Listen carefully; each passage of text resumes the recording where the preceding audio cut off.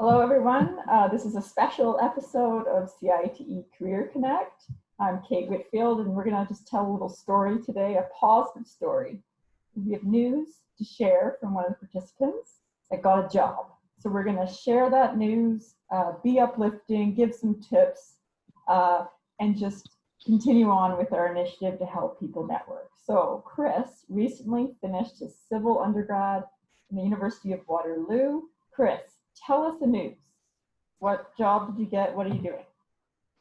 So I just recently got a job at HDR, working as a traffic EIT at Richmond Hill near Toronto. So I'm very excited for that. I just started 2 weeks ago, so it's very new in this position. And yeah, I've been working a lot of different stuff. So I work occasionally at traffic operational studies, doing demand forecasting, and just a lot of traffic stuff. That is really great. So from undergrad, but you did have good co-ops in your schooling, but that's pretty wonderful and very exciting. 2 weeks into your first sort of full-time job, Yeah. HDR. That's really wonderful. So that's really wonderful. So when you connected with me, you said that you applied some of the tips that you learned in one of the episodes. And first off, for everybody, Chris and I met on LinkedIn. He saw the initiative. He said, "Hey, Yeah. Kate, I want to do it." So that's a first thumbs up. And I knew that you'd have that kind of initiative, but you might have done something differently to land this job. So can you just sort of tell the story? Of course. Obviously, I think the Career Connect really helped me. Just building the confidence of just going on LinkedIn and talking with recruiters or the companies, because I never knew LinkedIn. They actually like hiring managers directly sometimes post jobs right on LinkedIn. So I was pretty surprised to see this. And I was during that episode, I remember they're talking about that sometimes project managers prefer seeing the actual person behind the application.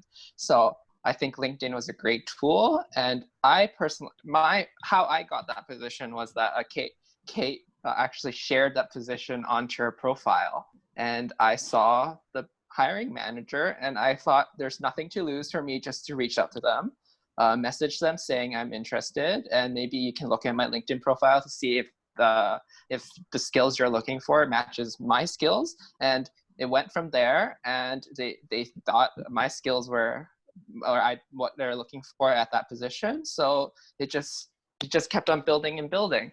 So that's how I got that position. And to those people that are just struggling right now to look for work, I think having any connections is very important.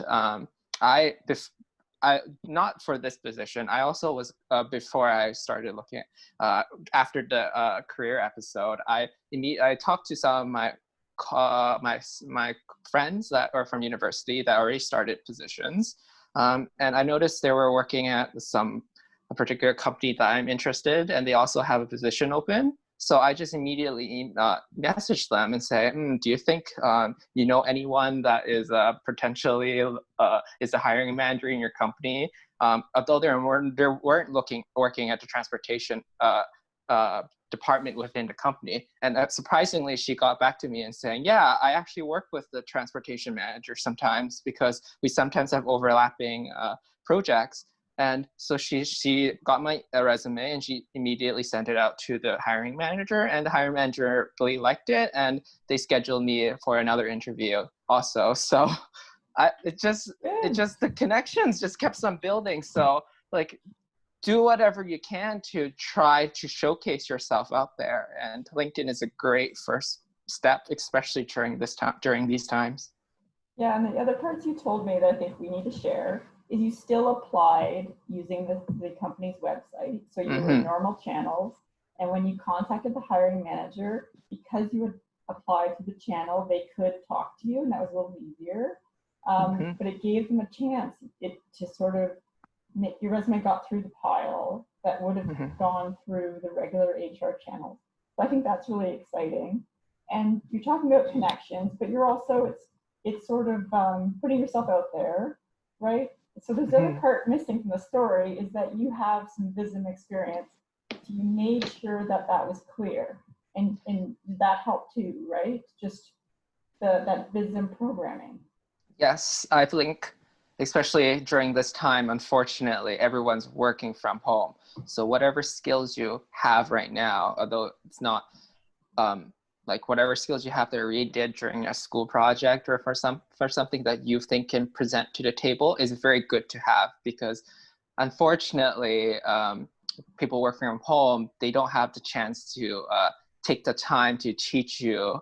And I hate to say, like, it's so having something on the table at the beginning during your interview would really help, and you really want to showcase some of your one of your best skills that you have. And I think that's how I got this position, and how I was better. That's why they chose me to be the ideal candidate. Yeah, but that's what we talked about in the episode. Trying to understand what the job is asking for, and trying to echo that in your application. And in this case, leveraging something that you had, which was VISM, but also this is unique to COVID times. You're an undergrad who started working at a firm from your own house. So you had to be onboarded without going to an office. So can you just share a few things about that, how that felt? Oh, it was very interesting. So my team, well, I actually onboarded in the office, Okay, but it was only HR, and none of my team was there. So they all just remotely Skyped in and said, "Hi, how are you? Nice to welcome to the team." So it was very interesting in doing that. It was a bit, and they immediately. So working from home is a bit different. I find it's a bit more self-driven, especially at the beginning, because your manager doesn't know your skill sets at the beginning, so you sort of want to show them what you know. So you want to make sure the task they gave you, you know how to do. So especially with that, working from home is a bit different, and you want to show like show that you're doing something during like working from home, because it's like the manager's not there to always see you and help you when you ever have questions. It's really wonderful, Chris. So for you to have this job and deal with the stresses of never having met your managers in person, also Yeah, for HDR to see your potential and give you a chance. It's really wonderful and really exciting for you. So the last part, because this is just a quick video, is another time we're going to talk about CITE itself, ways to volunteer, other ways to use your membership right as you are in the field now working. So that's really wonderful. But today is all about congratulations, something uplifting, something positive, inspiring for people, that you can make something happen. So thank you, Chris, for sharing. And you might get a few messages with asking for more advice. You pay it forward, I guess. But it's wonderful, and that's what matters today. So thank you for